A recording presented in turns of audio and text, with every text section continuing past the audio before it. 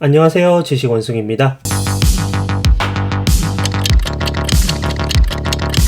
여러분, 와인하면 어떤 나라가 떠오르시나요? 네, 그렇습니다. 바로 프랑스죠. 프랑스 사람만 인정하는 것이 아니라 전 세계 사람들도 프랑스 와인을 가장 최고로 여깁니다. 와인 애호가들도 프랑스 와인을 떠올리고 와인을 잘 모르는 사람에게 물어봐도 프랑스 와인을 떠올립니다. 보르도는 프랑스에서 가장 유명한 와인 산지 중 한 곳입니다. 그래서 사람들은 보르도라는 도시가 어디에 붙어 있는지는 모르지만 와인으로 유명한 곳이구나 라는 것 정도는 많이들 알게 되었어요. 왠지 모르게 프랑스 와인은 고풍스러워 보이고 실제로 그만큼 가격도 비쌉니다. 프랑스라는 나라 자체가 해외여행 방문객 1위를 자랑할 만큼 낭만적이고 매력있는 나라이기에 와인도 고급스러워 보일 수도 있죠. 전 세계 사람들이 인정하는 것과 별개로 프랑스인 스스로도 프랑스 와인을 최고로 여기고 와인은 프랑스인의 자존심이다 라고까지 이야기를 하죠. 프랑스인을 이야기할 때 와인을 빼놓고 설명할 수 없다는 것입니다. 그렇다면 왜 와인은 프랑스인의 자존심이 되었을까요? 와인이 프랑스에서 만들어져서 그런 거 아닌가? 라고 알고 계신 분들도 많은데 프랑스가 와인의 원조는 아닙니다. 그럼 원조는 어디냐? 조지아라는 나라 아시나요? 유럽과 아시아 사이에 위치한 터키와 가까운 나라가 하나 있는데요. 사실 이 나라에서 와인을 가장 먼저 양조했다고 전해집니다. 무려 기원전 6000년경 고대 항아리에서 포도 잔류물이 발견되었다고 하네요. 이 지역에서 중요했던 것 중에 하나가 포도 재배였다고 합니다. 와인을 마시는 일은 탄생에서 죽음까지 모든 일에 스며들어 병 치료와 특별한 기념일을 비롯해 매일 먹는 음식에도 포도주를 혼합하게 되었다고 하네요. 조지아 다음으로 오래된 와인의 흔적은 아제르바이젠이라는 나라의 서쪽에 있는 하지 피루즈 테페에서 발견되었습니다. 아제르바이젠 역시 조지아에서 멀지 않은 곳에 위치한 나라인데요. 이곳에서도 무려 기원전 5000년경에 포도를 양조한 흔적이 남아있는 항아리가 발견되었습니다. 그리고 가장 오래된 와인 양조장은 아르메니아에서 발견되었는데 이것은 기원전 4100년경으로 추정된다고 하죠. 이 와인이 그리스로 전파되었고 기원전 4세기경 그리스에서 와인은 연회의 주인공이 될 만큼 중요한 술로 자리 잡게 되죠. 사실 위에 언급한 지역 말고도 전 세계 각지에서 와인의 발생 흔적이 발견되고 있습니다. 어느 한 지역에서 만들어져 다른 곳으로 전파되었다기보다는 각각의 문명에서 자연적으로 발생한 술이라고 많은 사람들이 이야기합니다. 그럼 프랑스가 와인의 원조인 건 분명 아닌데 왜 와인이 프랑스인의 자존심이 되었을까요? 보통 원조인 곳이 자존심을 내세우기 마련이거든요. 그 이유는 바로 프랑스가 가장 먼저 와인의 품질 관리에 신경을 썼기 때문입니다. 와인의 원조는 아닐지언정 와인 품질 관리의 원조라고는 할 수 있겠죠. 프랑스는 와인 생산에 최적화된 기후와 토양을 가졌기에 12세기가 되면 와인을 주변 나라에 수출할 만큼 많은 생산량과 높은 양조 기술을 보유하게 됩니다. 프랑스는 17세기에 들어서 와인을 고급화하기 시작했는데요. 삼성전자의 TV 이야기에서 나왔던 보르도 지역의 샤토가 그 선두주자였어요. 샤토는 직역하자면 성이라는 뜻인데 17세기 당시 프랑스의 지역 공동체라고 생각하시면 더 편할 것 같습니다. 포도 품종을 구분해 수확하고 무작정 많은 양의 포도를 수확하는 것이 아닌 품질이 좋은 포도만을 골라내어 그 포도로 와인을 양조한 것이죠. 와인 생산량을 무작정 늘리는 것이 아니라 소량이더라도 최고급 제품을 생산해 비싸게 팔겠다는 전략이었습니다. 그리고 그 전략은 기가 막히게 성공했죠. 와인 애호가들은 이름만 들어도 가슴이 벅차오르는 샤또들, 샤또 오브리옹, 샤또 라피드 로칠드, 샤또 무똥 로칠드, 샤또 라투르, 샤또 마고들이 이런 방식을 택했습니다. 와이너리 간 경쟁과 협력이 진행되면서 자연스레 프랑스 지역의 와인 양조 기술과 와인 숙성 기술이 발전했습니다. 이 시기에 와인을 고급화하여 비싸게 팔기 위해서 와인을 유리병에 담아 유통하기 시작했습니다. 기존에는 큰 나무통에 담아 와인을 판매했는데 큰 통에 담아서 팔면 아무래도 고급스러워 보이진 않잖아요. 프랑스가 마케팅 능력은 정말 기가 막힌 것 같습니다. 그리고 와인병 모양도 다 똑같으면 차별화가 되지 않겠죠? 보르도가 아닌 프랑스의 다른 유명 와인 산지인 부르고뉴와 상파뉴는 보르도의 와인병과 다른 모양의 와인병을 만들어내어 와인을 담아냅니다. 보르도의 와인병 모양을 따라하기는 싫고 차별화를 통해 내 와인을 더 특별하게 고급져 보이게 하려는 뜻도 숨어 있었죠. 이 무렵부터 한 발 더 나아가 프랑스에서는 포도밭의 등급이 나누어지기 시작했습니다. 한우나 돼지고기도 상태에 따라 등급이 나누어지잖아요. 20세기 초 원산지와 양조 방법, 품종 등을 통제하는 원산지 명칭 통제 제도, 일명 AOC 제도가 만들어지면서 프랑스 와인의 등급 체계는 법적인 품질 규제를 받게 되었습니다. 단순히 와인업계 사람끼리의 암묵적인 약속이 아닌 법적 규제를 받는 중요한 등급 체계로 인정받게 된 것이죠. 이러한 것들은 품질 관리를 엄격하게 하겠다는 프랑스 정부의 단호한 의지였습니다. 이러한 프랑스의 엄청난 노력으로 와인은 프랑스인의 자존심이 된 것이죠. 그런데 이 자존심이 살짝 뭉개지는 사건이 생기는데요. 그것은 바로 파리의 심판이라고 불리는 사건입니다. 1976년 파리에서는 프랑스 와인과 미국 캘리포니아 와인의 시음회가 열렸는데요. 블라인드 테이스팅이라는 방식으로 시음회 시음회가 진행되었습니다. 이 방식은 말 그대로 와인의 정체를 모르고 점수를 채점하는 방식으로 선입견 없이 와인의 품질만을 기준으로 와인을 평가할 수 있었습니다. 그 당시 미국 와인의 역사는 정말 얼마 되지 않았고 프랑스 와인의 역사는 미국과 비교해서 엄청나게 오래되었습니다. 프랑스 정부에서도 와인의 품질 관리를 위해 엄청난 공을 들였고요. 그래서 당시 프랑스의 심사위원들은 미국 와인이 프랑스 와인의 상대가 되지 못할 것으로 생각했습니다. 우리가 와인을 만들어 온 시간이 몇 년인데 미국 와인이 프랑스 와인이랑 비교가 되겠어? 내가 1등으로 뽑는 와인은 무조건 프랑스 와인일 거야. 전문가인 내가 실수할 리 없지. 아마 1등부터 5등까지 전부 프랑스 와인이지 않을까? 와인은 우리의 자존심이거든. 그런데 결과는 충격적이었습니다. 화이트 와인, 레드 와인 모두 미국 와인이 1등으로 뽑힌 것이죠. 결과가 발표되자 시음회장은 혼란의 도가니였습니다. 이건 무효야. 조작된 음모가 있었다고. 누군가 프랑스 와인을 음해하려고 한다. 프랑스 와인을 다른 와인과 바꿔치기 한 거 아냐? 이럴 리 없어. 이 사건은 프랑스 와인은 물론 프랑스 국민들의 자존심에 아주 큰 상처로 남았습니다. 프랑스 언론들은 이 사건을 덮으려고 했지만 세계에서 가장 강한 나라 미국은 이 사건을 동네방네 소문내고 다녔고 전 세계 언론들도 미국을 따라 이 사건을 동네방네 소문내었습니다. 프랑스 와인 별거 없었네? 마케팅 빨이었던 거 아냐? 미국 와인이 프랑스 와인한테 뒤처지지 않아. 다들 봤지? 이제 우리 미국 와인도 고급 와인이라고. 이 시음회는 파리의 심판으로 불리면서 아직까지 회자됩니다. 프랑스에게 나쁜 꿈과 같은 시음회였지만 프랑스 와인의 위상이 흔들리지는 않았습니다. 시음회에서 1등 못했다고 해서 프랑스 와인의 품질이 떨어지는 것은 아니었죠. 여전히 고급스럽고 우아해 보였고요. 이 사건이 프랑스에겐 반성의 기회가 되어 더 품질 관리에 신경 쓰고 와인을 더더욱 브랜드화시켜 와인 산업에 힘을 쏟았습니다. 이러한 역사들을 통해 와인은 프랑스인의 자존심이 된 것이죠. 이제 왜 우리가 와인하면 프랑스를 떠올리게 되었는지 조금은 알게 되셨죠? 현재 세계 각국에서 와인을 만들지만 아직까지도 프랑스 스타일의 와인을 모방하여 와인을 만드는 곳이 대부분입니다. 이토록 프랑스 와인의 위상은 엄청난 것이죠. 프랑스인의 자존심이 된 와인. 오늘은 프랑스 와인 한잔하면서 잠에 들어야겠네요.